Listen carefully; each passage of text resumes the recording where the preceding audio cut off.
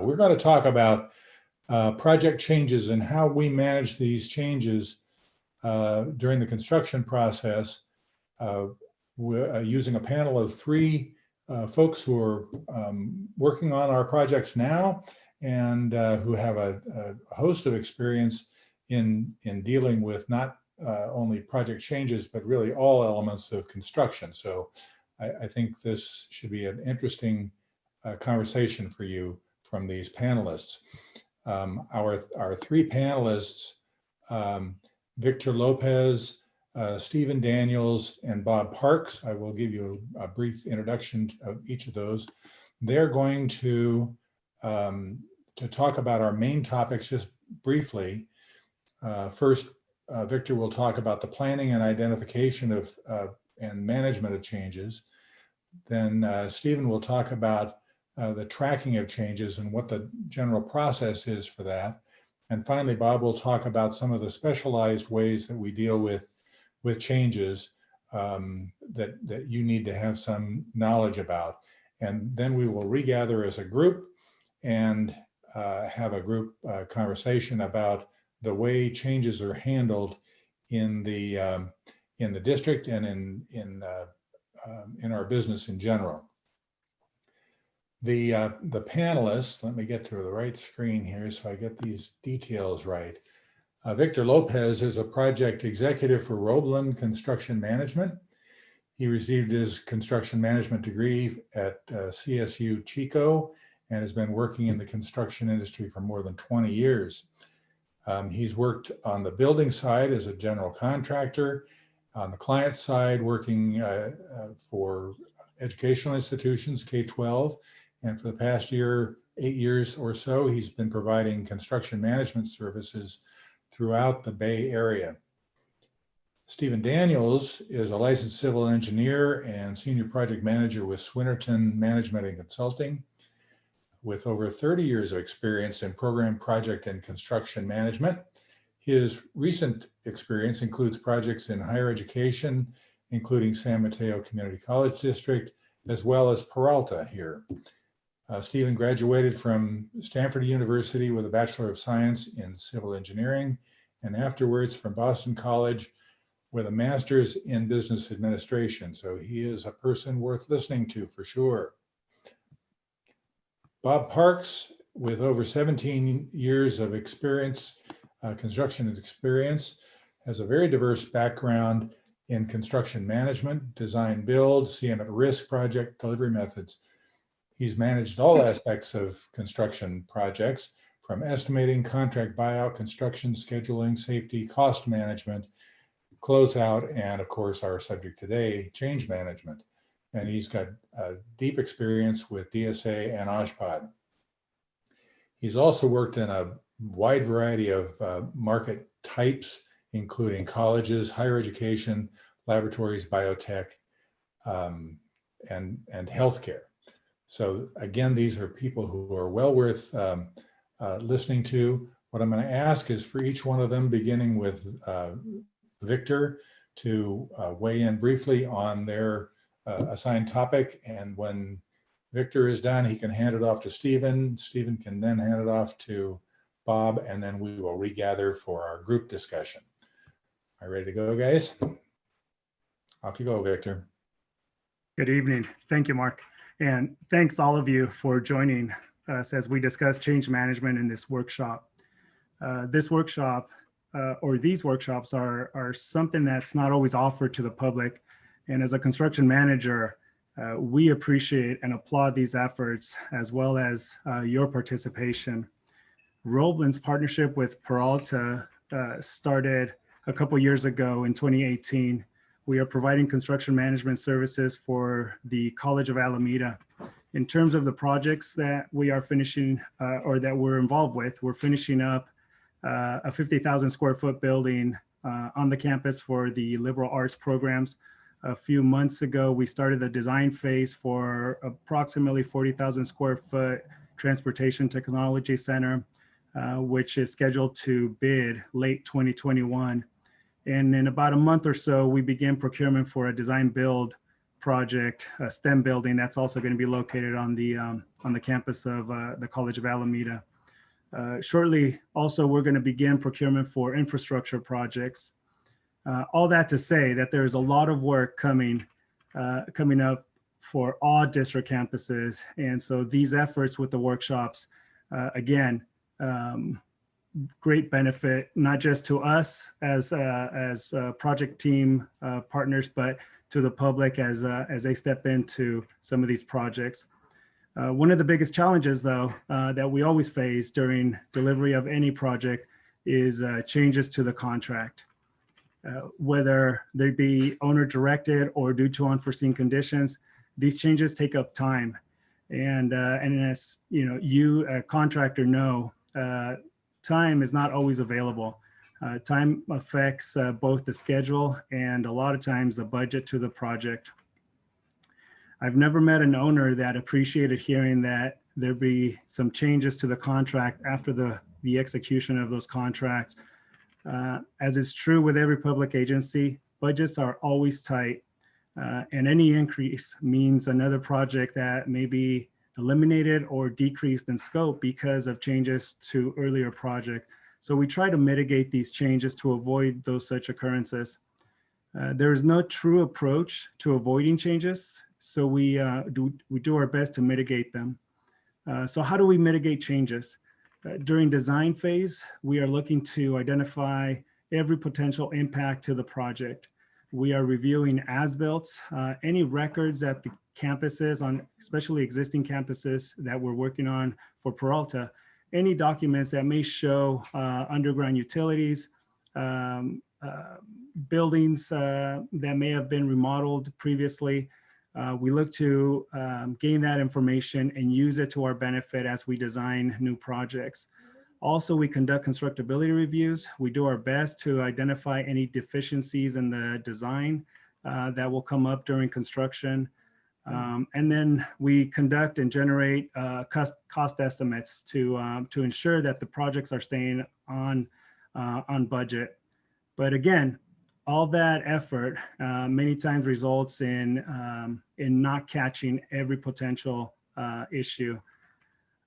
So through it all, right, changes occur and we want to be prepared.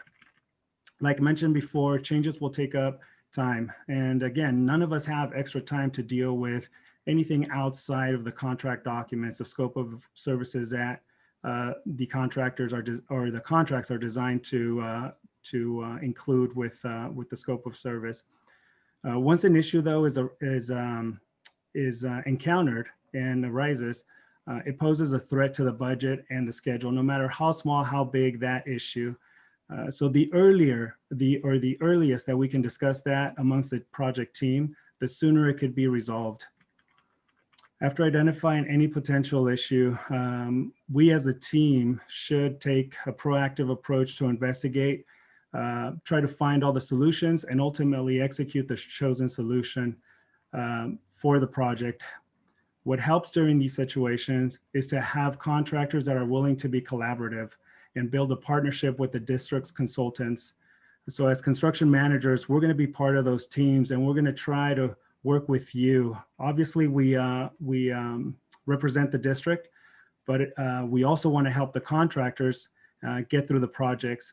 It doesn't benefit anyone, not the district, not us as construction managers, and not you as a contractor, to have delays to the project, to increase costs due to these delays. So our job is to help you get through it. The more collaborative and transparent the process, the easier it is to formulate a plan and finalize to ensure equitable results. But sometimes things don't work out, right? We're in construction, we encounter a situation and for whatever reason, we can't meet eye to eye and we can't resolve, we can't negotiate. So also we have to plan for future claims in mind. What this means is that all parties on the project team, including you as a contractor, need to make sure you maintain good documentation. This includes notes, pictures, messages that verify and confirm certain things. we often advise to make notes of everything from the weather conditions to how many individuals were on site on a daily basis. All of this will help you prepare for an issue that may arise in the future. Also, know the contract. Oftentimes we work based on what we've done in the past and our experience, but one of the great benefits in the contract is the claims process. Whether you're the owner of your firm or the project manager on site, review that contract, refer to it often and understand the process and the timelines, because timelines are specifically specified within the contract documents on how to go about a claim. That will allow you to recover losses and with respect to time and money. Once again, thank you. And now I'll turn it over to Stephen Daniels. Thank you, Victor. I'm going to be going over the portions of identification and tracking. But first off, I'll have to say that I'm coming from Swinnerton. I've been with them for 5 years plus. And at that given time, I've worked most of my projects at Laney. And Swinnerton is, all of our projects are at Laney College.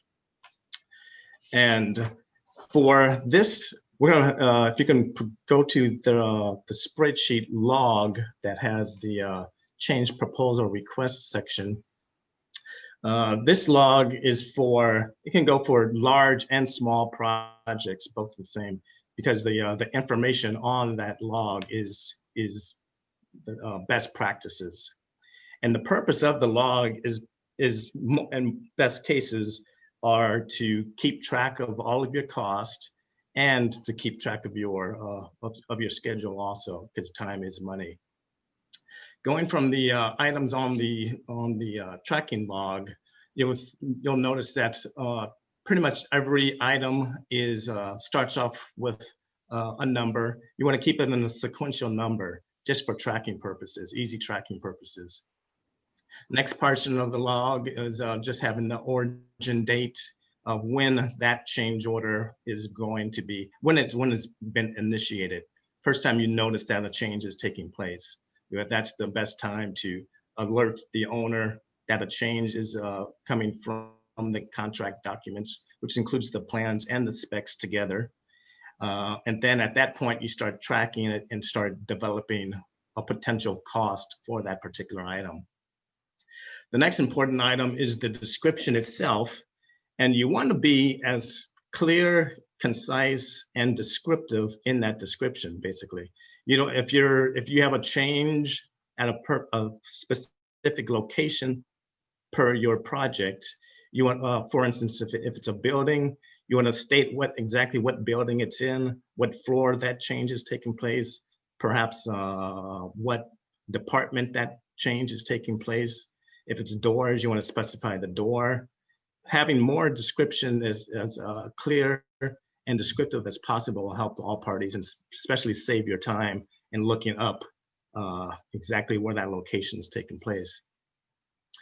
Then you want to look at what type of change it is, or how did that change become alerted to your team.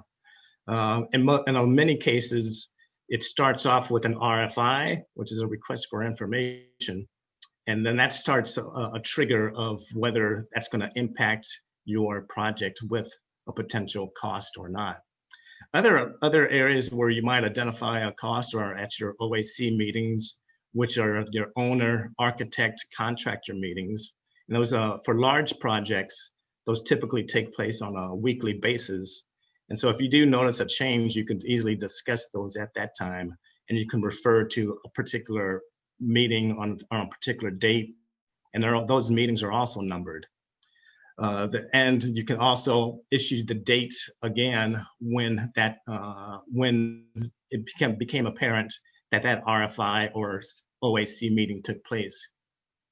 Other sources of changes are from your bulletins, and that's a particular item that the owner will present to the contractor.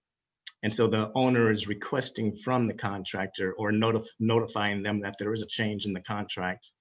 and the contractor will propose give their price change order request for that particular item.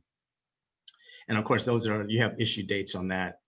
You may be, if you've been on some of the projects, on your larger ones, you'll have they might, or the architect may reissue a certain plan or a sheet, and they'll have areas bubbled out where the change is taking place. And then they'll be easy for the contractor to refer to that space and provide a cost for it. Next item, it would be your change order request. And those are also numbered with the date and the actual cost per their initial request for the impact to their budget line. On some projects, or yeah, quite a few projects, the contractor will initiate that first cost, and then the owner or the owner's rep, construction manager, will review that cost. They may have comments on it, so they'll kick it back to the contractor. You might go through 1 or 2 or even 3 revisions. And so you might, on this example here, I mean, you see on the top, you see an item number 18. On some ones, you might have an 18R1 or an 18R2, depending on where you're going back and forth with that cost until it is actually approved. Then you would have your actual, once the change order is approved, then that particular change order request will be documented as being approved. And it'll go into that approved column, and then you can basically add them up at the end and issue a change order. There's a couple of items. Swinerton uses a slightly different tracking log for some of the smaller projects.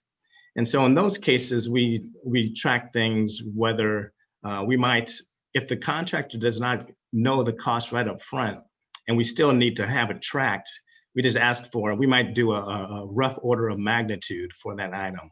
And so, well, I might look at it and say, okay, that particular item might cost $10,000, $15,000, $20,000. And so even though I don't have a formal proposal from the contractor, I'm going to plug in a number because I want to track a cost for that, because that's still going to come from my bottom baseline contract.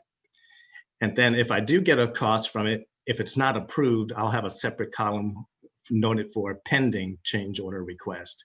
And at that point, I still know it's not fully approved at that point, but then I'll keep track of all the pending change orders, again, to track potential cost to your overall budget. And for these tracking purposes, that's what the key portion of our job is, to ensure that we don't go over budget. And then the final portion is, of course, getting your approved change orders, and we'll document those, or your approved change order request. And then once we get those documents in line, say your change order request, we may, depending on the timing of it, we may bundle all those change orders, a couple of change order requests together, and issue just one change order. So in this log, as an example, I might, if they were all approved, like change order items 18, 19, and 20, if they were approved at any given time, I might bundle those all up and call them change order number 1. And then I'll issue that and get that processed for payment. And then that will help out the contractor in terms of the timing of their money and their budgets. The next item, then you see per this chart, you have the pending change order items, which are document whether they're pending costs, or in this case, they have a denied claim also, which in case the owner rejected that change order for whatever reason, and then we can just hold those as placeholders until they are resolved. And during those for the large projects, during our weekly meetings, that's one of the topics is change orders. And we discuss each one until we come to a resolution. The next item would be having your sources of change. And sources of change are varied, but there are typically 4 of them. One would be your owner initiated change. And so that's when the basically you have your contract documents, but the owner himself or herself wants to change them on their as they basically change their minds on what they want. And in that case, we'll document all the owner change order initiated change orders in one column. Another item is design / clarification or coordination, and that's when per se the architect or engineer, they might have an errors and omission in their design, and so as you make changes, that's going to be a cost to the overall project. And then in that case, we document any, and if there's any owner or architect or engineering errors that you need to resolve. Another item would be potential change are your code / DSA or even fire marshal requirements. And so after you have issued the contract documents, you find out that there's an additional code violation that you need to address, and or maybe a DSA issue that you need to address after the fact. And so we track those also and add those up. And then the last one, which is most typically, are your unforeseen conditions.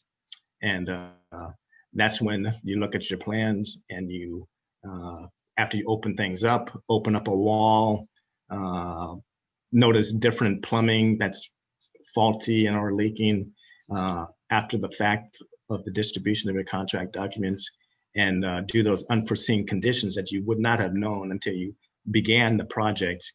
You get a change and cost to your project. And so when you actually change, when you do submit your change order request, there might be a cost adjustment impact. But when you do submit it, you want to have your adds, and if it's appropriate, you might have deducts also. So it's you have to, there might be give and takes. So if you do show adds and deducts, it shows to the owner that you're actually looking at the full scope or impact due to that change, and you're being fair on both sides. And then you also want to be aware that most change orders do have time impacts also. So make sure if it's appropriate, you're going to have some, you might add a couple of days to your project, and keep track of that yourself. And if the owner sees that might have a discrepancy whether that change order request is valid to have time impact to it, and we would look at whether that activity is on the critical path or not. If it is, definitely there's a change in time to your contract. But other times, sometimes it does not impact your critical path, and time would not be warranted in that case.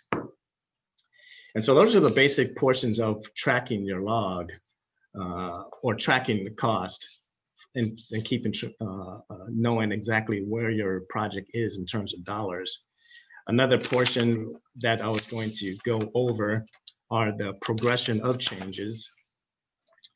And progression of changes is again, you have your originating source, whether it's an RFI or an OAC meeting. And then there's also two types of changes where one would be when the owner is asking for a change directly to the contractor. And then those are the cases when they issue a bulletin that I mentioned before. There's also a vehicle where you can have a change directive, which is a CD, and then they're going to ask the contractor to provide a cost for a change. And then the other version where the contractor is requesting an adjustment in cost is the other vehicle. And at that point, that's where you have an RFI or an OAC meeting that they notice that there's a change. And at that point, they're asking for a request into their impact in their cost.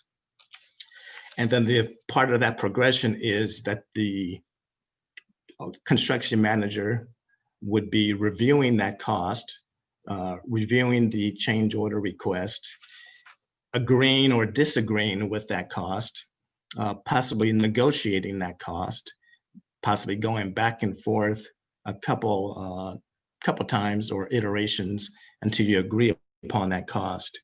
And then at the end of the day, you either recommend approval of that cost or not approving it. If you approve it, you initiate or generate a full change order. That goes to the district for payment purposes once you adjust your contract. Or if you recommend not approving it at that point, that's when you still keep track of those particular items, and then you discuss them throughout the course of the project. And the best thing to keep discussing those items until they are resolved. And it's best to come to a resolution sooner than later. So that's all I have on that portion of tracking cost. And now I'll turn it over to Bob for more direct change order specific cases. Excuse me. Sure. Thanks, Stephen and Victor. It seems like my name is Bob Parks. I'm with Kitchell. I'm currently working at the Berkeley City College campus. We're currently in the process of a design build procurement for their new Milvia Street project. So I'm looking forward to working with some of the firms on this call today in the future, in the short future anyway. There are a few takeaways listening to both Victor and Stephen that kind of apply to what I'm going to talk about over the next several minutes here. Because sometimes changes aren't always easy. So knowing your contract, like Victor mentioned at the beginning, and documentation are two key items as we get into these couple topics I'm going to talk about. And then as Stephen mentioned, tracking, keeping very detailed tracking logs of each change is paramount to helping resolve changes and getting change orders executed in a timely manner. So a little bit about field directives, or I call them field orders and unilateral change orders. Sometimes we have to get moving on work in the field as quickly as possible to minimize delays to the project. So sometimes the owner will issue what we call a field directive or a field order to direct an immediate change that's requested by the owner, or to execute instruction received from through an RFI or bulletin, or from like an OAC meeting. A lot of times these changes come in like conditions, like unsuitable soils or inaccurate as-built information, or other changes from regulatory agencies like DSA, or if we run into an issue with like PG&E or something where we need to direct an immediate change in the field. So we'd be issuing a field order to the contractor. And typically what a field order will contain is, I'm going to go through a few bullet points on what I normally see in a field order. Would be the name of the contractor, a brief description of the issue or the problem, any references to an RFI or bulletin, an OAC meeting, or a directive email from an owner, a description of what the solution is to be executed by the contractor, any description of the known cost or potential time implications to the schedule.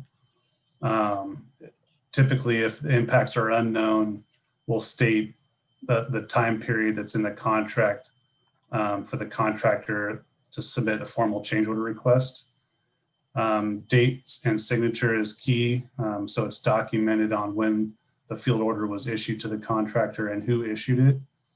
And then typically what the procedure is from there for the contractor to issue a change order request to the owner, and following the procedure that Stephen described during his discussion. And then kind of like switching over to unilateral change orders. Typically, this is an area that I don't like to get into on projects that I've been managing, but they do come up every once in a while. And basically what a unilateral change order is, it's an option contractual option the owner has to issue a change to the contractor's scope of work without agreement from the contractor. So it's typically a situation we don't want to get into, but sometimes they come up. And the value from the owner's perspective is it can help minimize delays to the project because it allows the work to proceed even if the parties can't agree about the additional time or cost. Normally we do everything we can to follow the traditional change order process that Stephen talked about and agree on the scope, time and price ahead of the work starting, but sometimes we run into these situations. And as Victor had mentioned, knowing the contract is key and keeping track of the work is key, because when you get into the contract, there's typically dispute and claims processes that the contractor can follow to help resolve anything outside of what's been issued in the unilateral change order.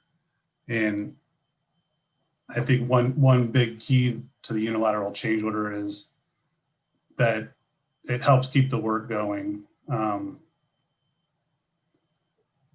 I think that's pretty much covers what I had for the unilateral change orders. So I think we can turn it back over to Mark. Okay, thank you, Victor and Stephen and Bob. The trouble with this topic is that it is a very intricate topic. What you'll find when you work for for Peralta, and it sounds like, I'm sure you can tell from listening to the three of these gentlemen, that if you work for any of these three, you will go through a very rigorous process of change management to ensure that nothing is dropped through the cracks, that everything is resolved in a mutually acceptable fashion. And just a couple of things that I wanted to mention in particular. Victor started this, but the others mentioned it as well. Keeping track of your records. I was told by an attorney many years ago that the party with the tallest stack of paper wins. I want to guarantee you that this team of construction managers and this project manager will have literally a very tall stack of paper documenting everything that happens on these projects, so that if you want to be sure to cover your own issues and your own risks, you need to document and document and document everything and keep very close track of that. So there's just a piece of advice about all of this. What we're going to do here, I'm going to ask a couple of sort of leading questions, and then I'm going to back out and let this panel sort of discuss these issues. The first thing that I want to have the panel discuss is ways that the contractors, by the way, this is not just a contractor issue. This deals with subcontractors as well. Subcontractors have an avenue for requesting changes as well. So it's not just general contractors. But for the panel, what are the ways that you have found in your experience that contractors have assisted this change process to be an easier process to get through quickly?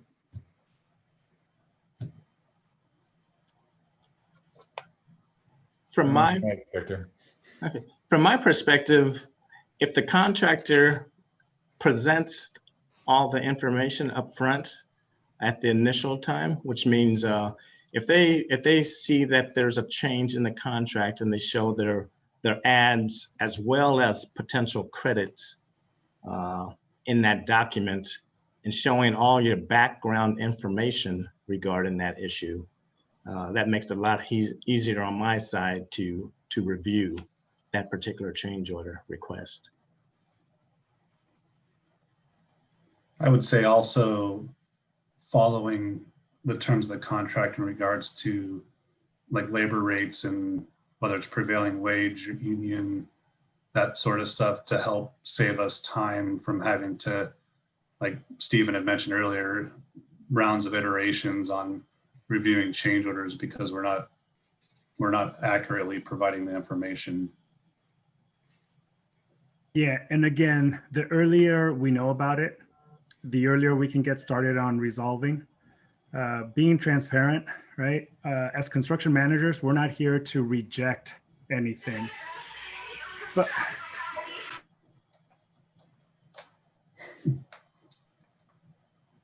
so,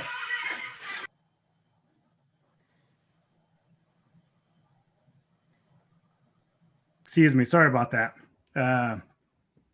Kids working on homework and having technical difficulties. But what I was saying is, as transparent as you can be, right? Again, construction managers are here to help. Obviously, we are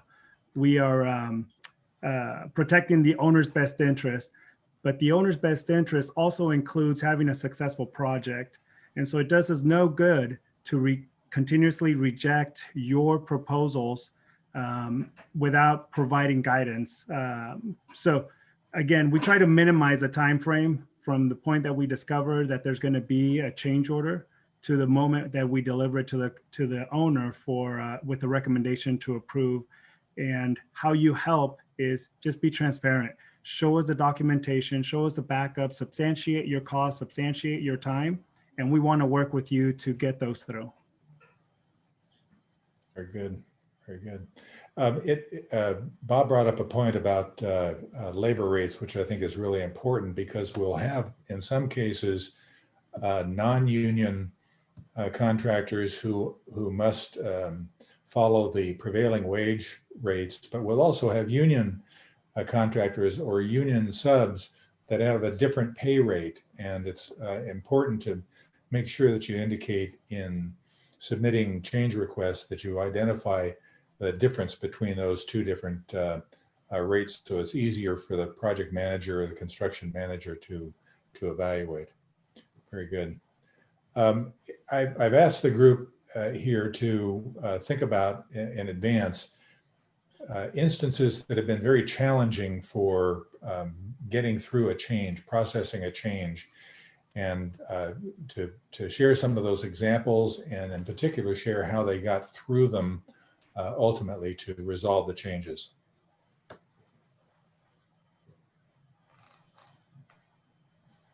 Recently, I had an unforeseen condition change that came up, and it was difficult to quantify the time impact.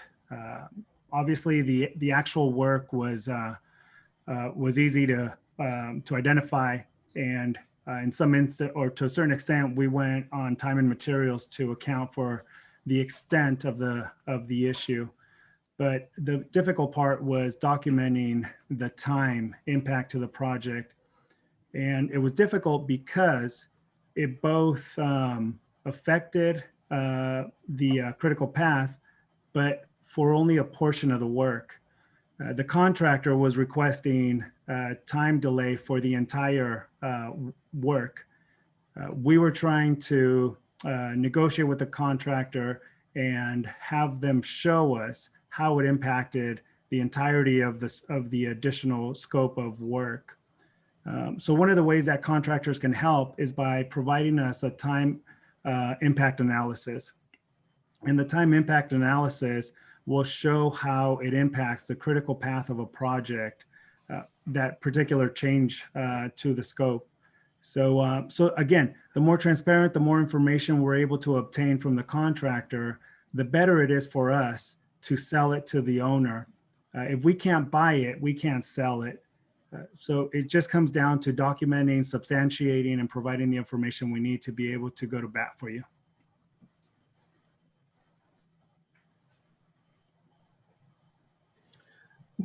Let's see, going in that format, I had one project, it was actually on the campus of UC Berkeley. And during that project, it was a full, they were building a brand new business school. But in order for that school to be built, we had to clear out all of the underground utilities in that footprint. And so typically, or you may find out in many types of underground work, you're going to run into a lot of unforeseen conditions. We ran into pipe that wasn't on anybody's plan or anyone's radar. That was right in the middle of our site that needed to be removed. Some of it had insulation, asbestos wrappings on it that we had to abate prior to removing that pipe. We ran into a bridge abutments. We ran into an archaeological brickwork that needed to be investigated, where they shut our site down for about 3 weeks. And those were just some of the other issues on that particular project. And so basically, once you start, you have to, like Victor was stating, you have to just document the issues, look at how that's going to impact your schedule, because possibly that entire site might not need to, it's not going to be all shut down at that given time. You could probably be working at another section of that project, but you just have to look at the overall impact and negotiate with one another, because the overall goal of this project is to build that project and get it completed where everyone benefits. That's the overall goal. And so if you have a good team that is working together to accomplish that goal, you can work out these difficulties.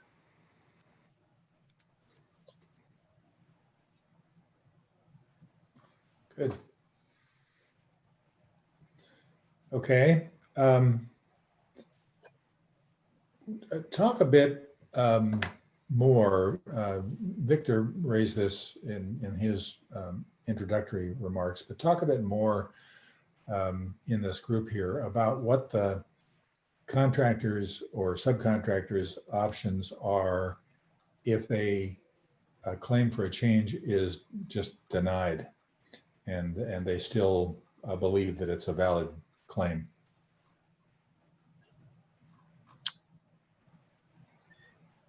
To go off of what Victor previously said, one of the keys for both sides is to really know your contract and the contract language in your specifications.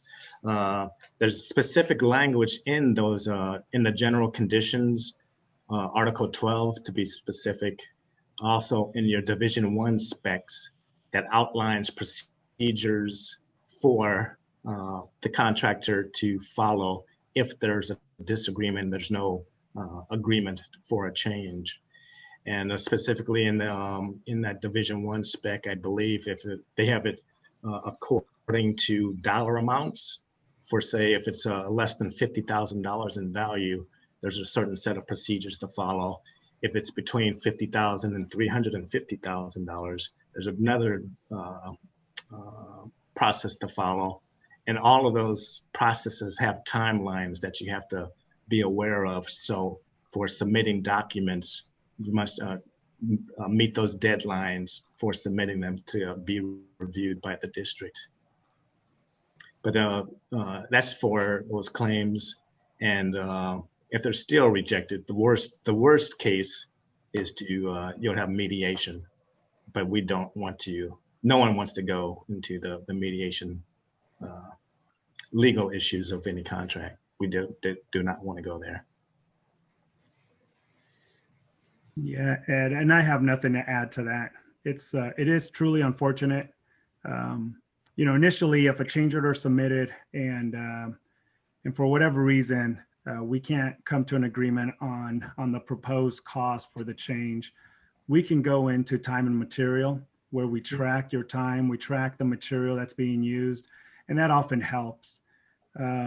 Worst case scenario is even through time and material, for whatever reason, there's a disagreement with the time. Oftentimes it's the time because it's harder to substantiate. That's when we get into the claim scenario. And again, that's when a time impact analysis to show as a contractor, so you can show the owner how it impacted your schedule, your time on the critical path helps.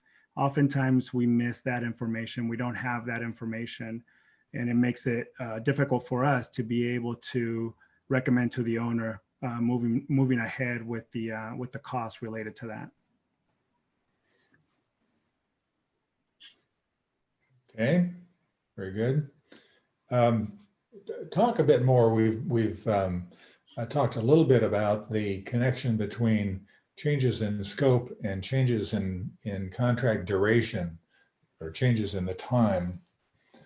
By the way, I should mention everyone should have this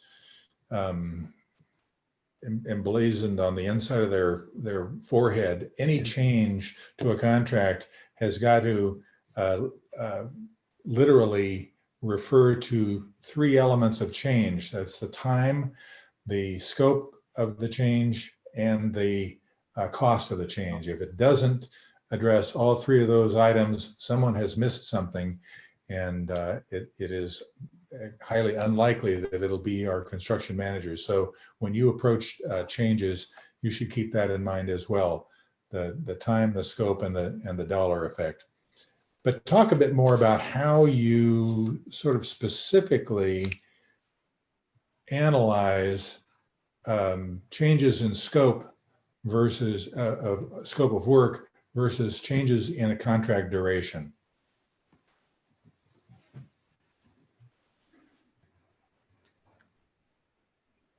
Well, it goes back to the critical path of the schedule. And if the scope affects the critical path, the contractor is owed time. Sometimes it's difficult to identify, and so therefore we require a time impact analysis that comes from the contractor to prove to the owner that there's been an impact to the critical path. Okay. Now, typically on the large projects, right out the gate, you're going to get where everyone's going to be given a baseline schedule developed by the contractor, and that's going to coincide with the duration of the contract that they signed. And so you can, once that's reviewed and approved and agreed upon, that's what your schedule is going to be based on. And so as you track that on a weekly basis, you can see if they're falling behind or not. And then you can also see whether they need to put more people on a certain activity to meet, to get you back on schedule. But that's going to be, you're going to be documenting that the moment that it appears that they are behind schedule, especially if it's a critical path item. On the small projects, it might not be as important, and so both parties can agree, especially if you go over that duration for whatever reason. If it impacts their school opening dates or whether classes resume on a certain date, as long as you meet that real intense goal, completing your activities before that school opening, you can negotiate with giving time but no money associated with it. And then in those type of negotiations, both parties will be fine. I would say also kind of what Victor was talking about, the time impact analysis. When I'm looking at a change in time to a project, I'm also, as part of that time impact analysis, evaluating any predecessing activities or successing activities that could have been changed by the contractor, and development of that time impact analysis to truly understand what changed in the schedule. Making sure they haven't changed any of those ties in the schedule is key when I'm looking at doing that sort of schedule analysis. And are there situations where a change has a potential of affecting the critical path, but there are other alternatives, scheduling alternatives? Talk a bit about that, if there are other alternatives. I'm thinking that you're probably talking about stacking activity. Yeah. And there are times where there's opportunity to stack activity, meaning what we're going to do is we're going to try to compress the schedule and get more done in within a certain specific window. Oftentimes, contractors don't like to do that, specifically subcontractors, talking about, mechanical contractors versus electrical contractors versus plumbing contractors. There's a sequence that the general contractor will put together so that everybody gets in when they need to without affecting each other's work, without delaying one trade or another. But in the case where a change will impact schedule, there may be an opportunity to take advantage of such situations where we have to get the buy-in from the subcontractors to let them understand that this needs to happen in order for the project to continue to move forward on the schedule that has been set. And we have had that occur, and it's been accomplished. It's not pretty, it's not fun, but it sometimes works. We have operating campuses that you'll be dealing with, and it's often a matter of finishing a project so that the start of school can use that project. So the schedule becomes an absolute necessity, and that's where you may need to use some creativity to get the work done, even if it's something that's affected the critical path. Good. There is Stephen listed off the array of steps that go through. An RFI can generate a change order or a bulletin that describes the change order, a request for a pricing, a change order request from the contractor can lead then to evaluation and to a change order.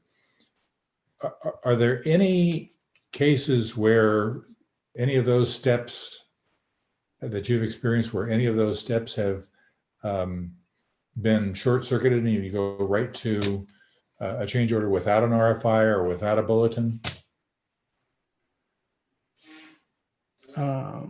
Yes. Say we're digging for foundation for the footings, and there's a water line that wasn't initially identified in the site survey. We hit the line, and now we have an explosion of water, right? Mm-hmm. In those particular cases, it's an emergency. We have to address the issue. So that might be a situation where we move ahead without having something in place that's formalized the request for the change first. And a lot of times we would use like a field order or a field directive to initiate that change. And that would go through from there, going through the kind of the tracking process that Stephen described. Among the things that I've seen happen too is that a contractor, and I don't see any particular challenge with this, a contractor might spontaneously issue a request for a change and skip the RFI process and skip the bulletin process. In a case where a contractor issues a request for a change without those other two elements, what would you be looking for from the contractor's request to make sure that you were covering all of the scope, time, and money issues involved in changes? Yeah, I would say we look for justification to that request. Most of the time, it's going to be a design-related item, and so we would look to the design team to provide feedback. And then as a team, we look for the validity of that request. Obviously, we want to look for the justification for the substantive documentation to allow us to review the request in its entirety. But it's not unheard of. It's not atypical, or it's not typical, but it's not something that's never happened. We've had those situations come up, and we deal with them. We just run it through the process. Again, we validate it. We request the information necessary so we can validate, And then if it turns out to be something that needs to occur, then we push it forward. And from my perspective, I'm going to ask for all the documentation referring to that issue, like Victor just mentioned. And typically, especially if we were having OAC meetings or meetings discussing the project on a weekly basis, I'm going to have a few questions about that change order request. And like Victor just said, we'll from the team's perspective, we will review it and we can respond and or address it. It has happened, of course, and we would ask if hopefully it came in a timely manner also, and it's not a surprise, because that's the one thing that's not reviewed, or it's reviewed, but it's not appreciated well, and it makes it more difficult, is not receiving that request in a timely manner or being upfront. Good. All right. Is there anything else from the panelists that you think is important to share with the group before we go into our Q&A section? Well, I think that, like I said before, we're looking for all of our projects to be successful. And so it's not benefiting to anyone, not the owner, not us as construction managers, not the contractors, not the design team, if we delay the project for any one reason, or if we add too much cost to the project.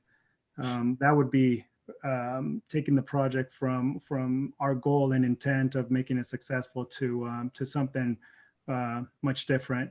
And so whatever we as construction managers can do to help you along the way is really what we're looking to do. And that's why we're here, is to help the owner deliver all these projects successfully. And so on that note, we look forward to working with all of you at some point or another. And also from our side, as we're right now at Laney, we have quite a few projects in the design portion of that project, which it's in either design development or construction documents, and we're doing a lot of work, and the devil's in the details, and as much work that we can do up front to minimize any impacts to your project. That's what our goal is. But we do understand you could have the best documents in the world, and you still may have changes. Our goal is just to minimize those changes, knowing that they're still going to be there.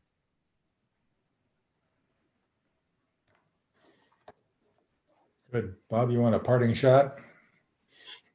I think Victor and Stephen hit the nail on the head. I mean, I would say we're very detailed construction managers, and we're not doing it to make people's lives harder. When I'm asking for copies of your daily reports and tracking your earned value on your schedule and different things, it's mainly to help the contractor be successful and the project be successful. So don't look at us as being sticklers on everything. We're doing it to make everybody successful.